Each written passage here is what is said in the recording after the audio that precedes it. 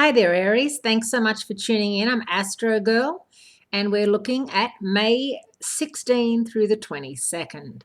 So we are finally coming to the end of Mercury retrograde. It goes forward in Taurus on the 21st, which coincides with the Sun moving out of Taurus into Gemini, and a full moon in Sagittarius on Sunday rounds out the week. So the week begins with a Earth trine with the Sun in Taurus and the Moon in Virgo, and ends with the Sun in Gemini and the Moon in Sagittarius. So finally, we are getting back into the fire and air signs and activity. It's been a pretty rough May for a lot of you with Mercury out of phase in your second house of self-worth and self-esteem.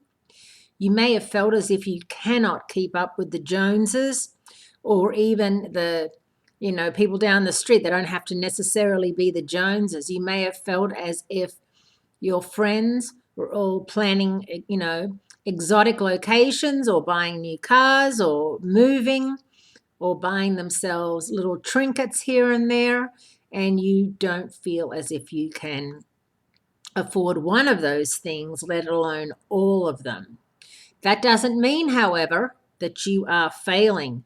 It does mean that you're being sensible with your money, and that you are saving it for the proverbial rainy day, which we all know comes along. So all of those people may be trying to sell those trinkets for a much smaller price than they bought them in a couple of months' time. One can never tell. What's really important right now, Aries, is that you are fully aware of what steps you need to take to make 2016 not only a positive year, but a very successful year as well. Once Jupiter, the biggest planet in the zodiac, moves into Libra in September, things will really heat up, and it's going to be all about who you know versus what you know.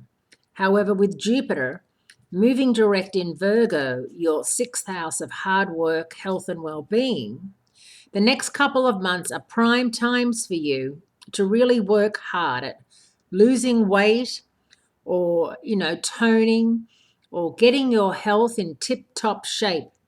Maybe giving up smoking, for example, or cutting down on how much you drink, growing out your hair, whatever it is that you feel makes you look better and feel better. That's what you should be doing in preparation for all the wonderful people you're going to meet, people who are going to be willing to help you and will come through on their promises. So look forward to this weekend. That full moon in Sagittarius makes it a great time for you to finally decide if you can afford to travel, and if so, where and with whom. Have a great week, and I'll speak to you again next week.